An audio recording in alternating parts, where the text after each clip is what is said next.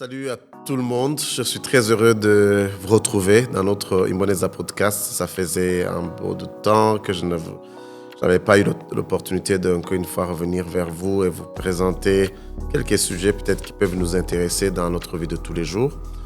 Comme vous le savez, le Imboneza Podcast est un podcast sur le leadership. Nous parlons du leadership d'une façon générale et on essaie de trouver des sujets d'actualité qui peuvent nous permettre vraiment de comprendre le leadership. Et quand nous parlons du leadership, nous parlons de l'influence et de comment est-ce que nous pouvons apporter un changement, une transformation à partir d'une certaine influence que nous avons, que ce soit dans nos communautés ou à des individus.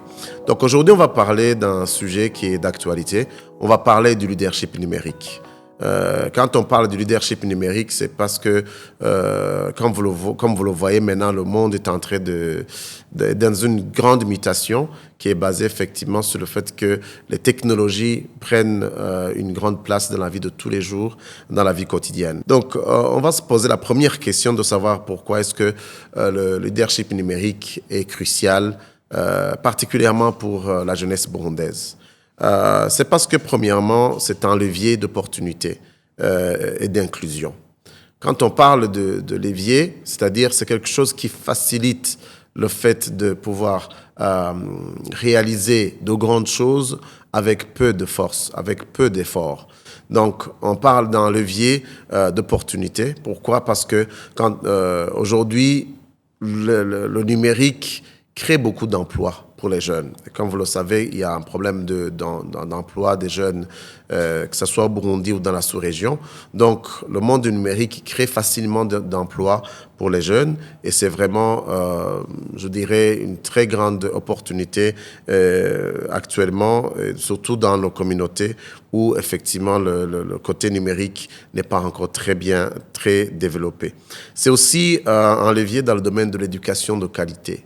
Pourquoi? Parce que nous pouvons avoir accès à la formation, à l'information, à l'éducation en ligne, ce que nous ne pouvons pas obtenir en présentiel ici dans notre pays, que ce soit dans les universités. On peut l'obtenir parce qu'on est allé en ligne et qu'on est en train de suivre des cours en ligne.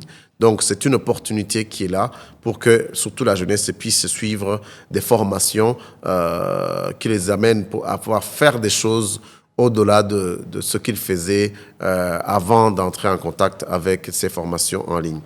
C'est aussi un levier d'opportunité pour des startups technologiques.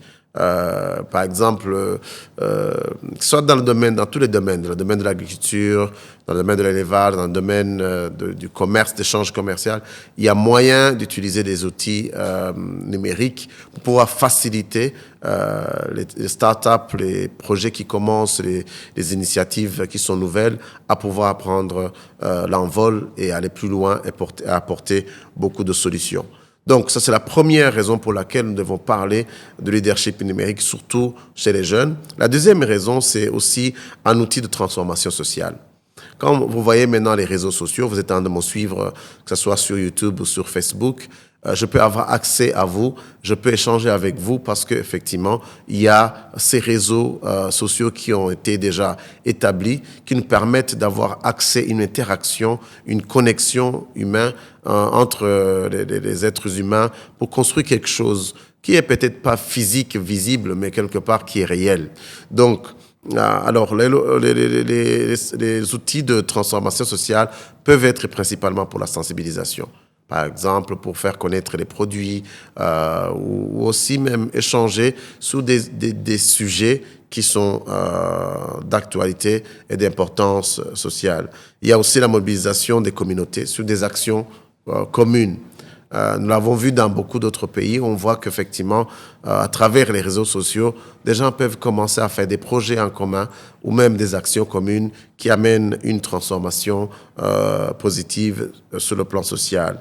Il y a aussi pour le fait de favoriser la cohésion sociale.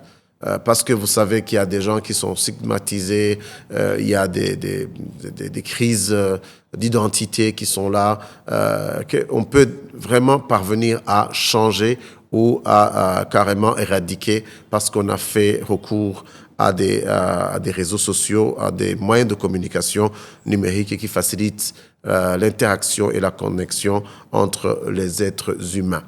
Alors, l'autre question qu'on peut se poser, encore une fois, c'est quel est le rôle de la jeunesse dans ce domaine? Qu'est-ce que la jeunesse devait faire pour effectivement faire que le numérique ne soit pas vraiment un tabou, ne soit pas quelque chose qui est juste un accès pour les personnes qui ont les moyens, mais quel est le rôle que la jeunesse devait jouer?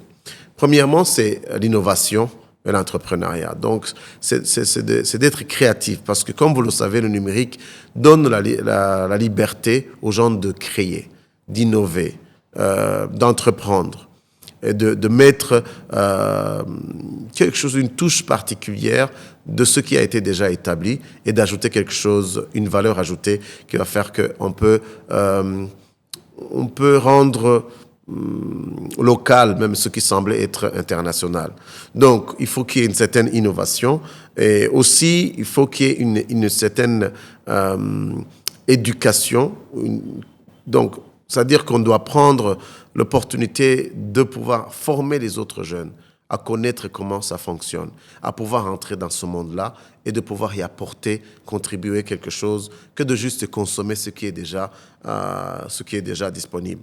Alors, quand nous parlons du leadership en particulier, c'est de donner l'opportunité à ce que tout le monde participe. Parce que, vous savez, dans les beaucoup d'années que je viens de passer d'enseigner le leadership, on essaie de changer cette façon de penser que le leadership, c'est pour les personnes qui sont en position de leader. Donc, ceux qui sont dans la position de leadership sont des personnes qui sont sur le premier niveau du leadership. Parce que quand nous parlons des 5 niveaux de leadership, le leadership de position, c'est le premier niveau, c'est le niveau le plus bas. Alors que tout être humain a été créé pour être un leader, pour être une personne qui peut avoir de l'influence, qui peut apporter un changement et une transformation dans sa communauté.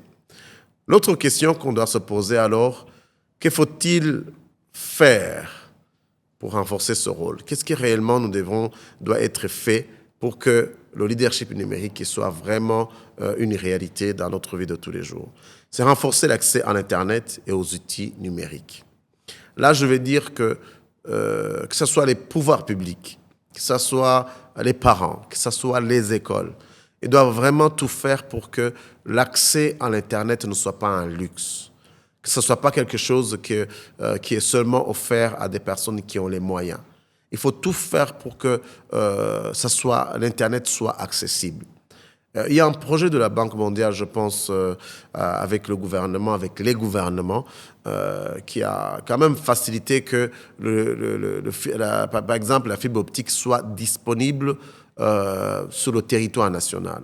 Vous savez qu'aujourd'hui, au Burundi, il y a des coins où il n'y a pas d'électricité, il n'y a pas d'eau, mais quand même, il y a un câble de fibre optique qui peut transporter de l'Internet et l'Internet est présent, disponible dans ces câbles de fibre optique.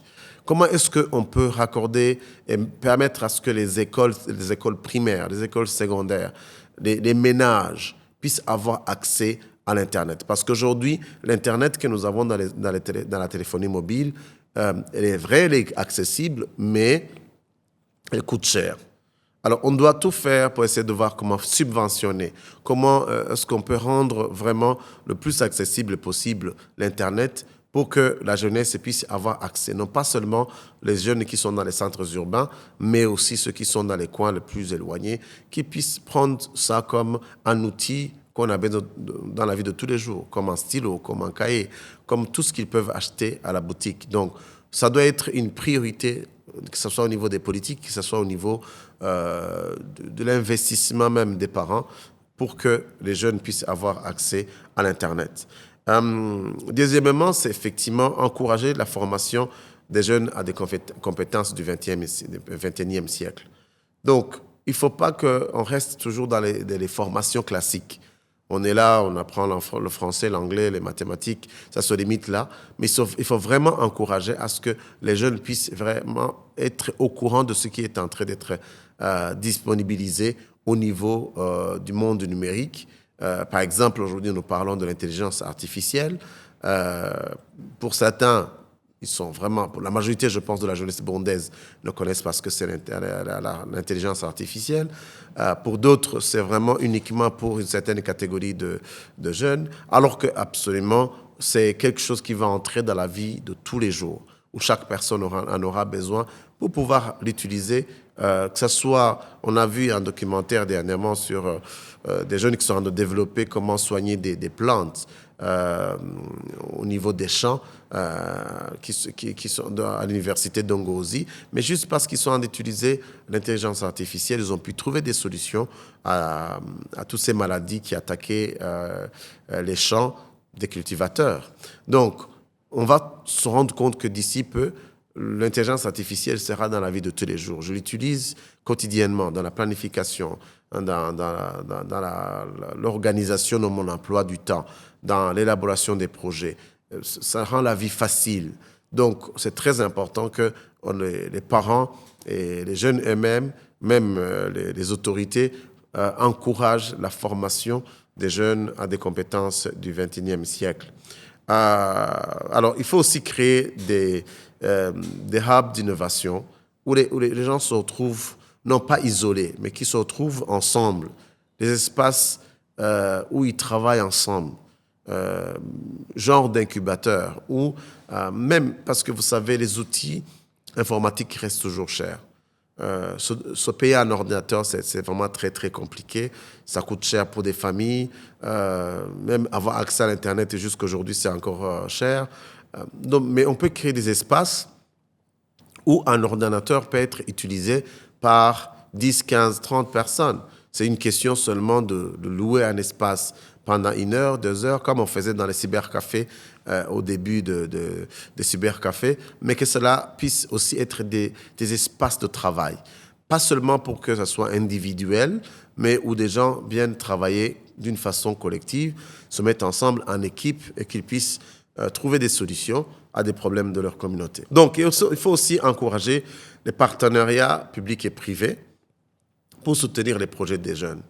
Alors, beaucoup d'investisseurs, ceux qui ont les moyens dans les communautés, dans les pays comme le Burundi, ce sont des générations, des personnes qui sont vraiment très âgées, qui ne comprennent pas le langage numérique dont on parle aujourd'hui.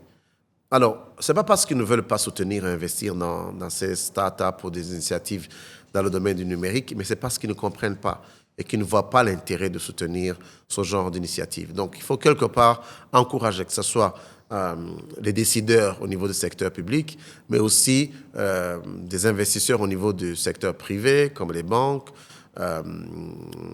des individus qui ont les moyens, à comprendre comment aujourd'hui investir dans le domaine du numérique, c'est effectivement être en avance par rapport à ce qui va arriver, ce qui va permettre à ce qu'on puisse booster l'économie, mais aussi, pourquoi pas, générer plus de revenus qu'ils en généraient auparavant.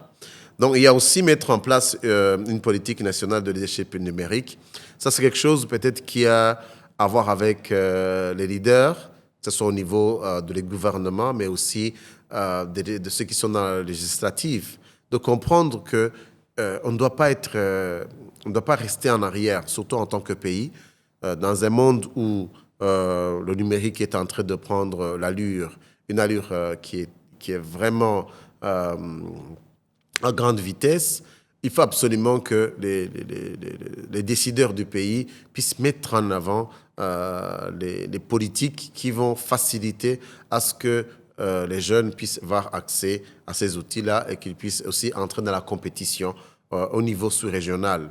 Par exemple, quand vous regardez le niveau sur lequel le Kenya est, qui est dans un pays de l'East African Community, on se rend compte qu'ils sont tellement avancés.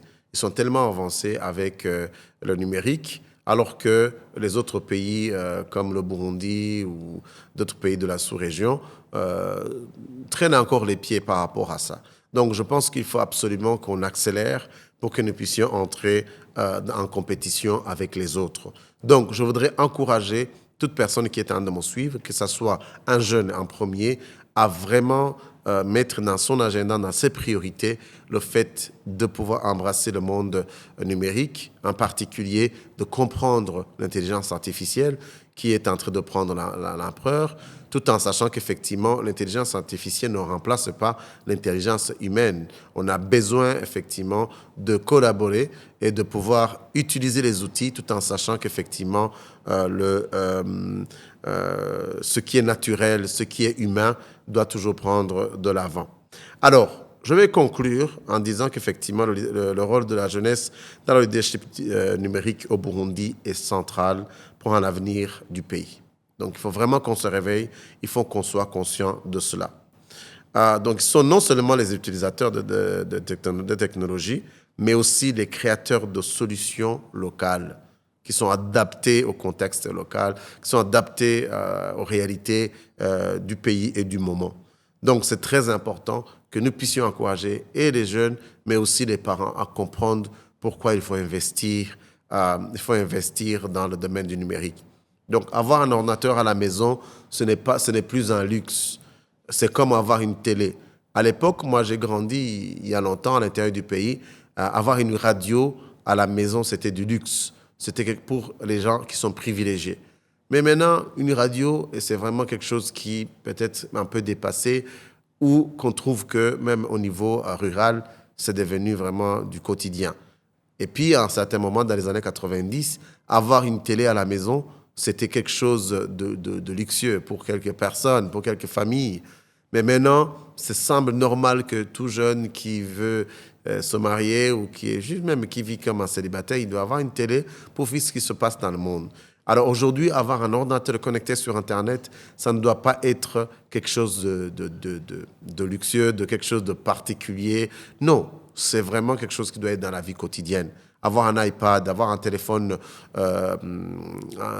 qu'on appelle smartphone, ça doit être dans la vie de tous les jours. Quand un enfant en a besoin pour ses études, il ne faut pas que les parents pensent qu'effectivement, il va juste l'utiliser pour s'amuser et pour se distraire. Alors qu'il y a même moyen de trouver les outils de contrôle où les parents peuvent garder le contrôle, ce que j'encourage aussi, pour éviter que les enfants dérapent, parce qu'effectivement, avec l'accès à l'Internet, on peut aller dans des choses qui sont pas recommandables, parce qu'il n'y a pas eu de contrôle et de suivi. Mais cela ne doit pas empêcher de pouvoir encourager et de pouvoir investir, ou alors même faire que nous ayons des lois qui facilitent l'accès au numérique pour que la jeunesse burundaise ne soit pas laissée en arrière, et que demain, on puisse se retrouver, ne pas être capable de pouvoir faire la compétition avec le reste du monde. Donc, je voudrais m'arrêter par là pour ce podcast, mais mon objectif, c'était d'encourager à ce que nous puissions prendre le leadership dans le domaine du numérique, et je pense que pas mal d'entre nous ont déjà commencé, et le plus important, c'est de le rendre beaucoup plus accessible à tout le monde et que les gens soient encouragés à tous les niveaux de pouvoir contribuer à cela. Merci beaucoup. On se retrouvera dans le prochain podcast. Merci de nous avoir suivis. À bientôt.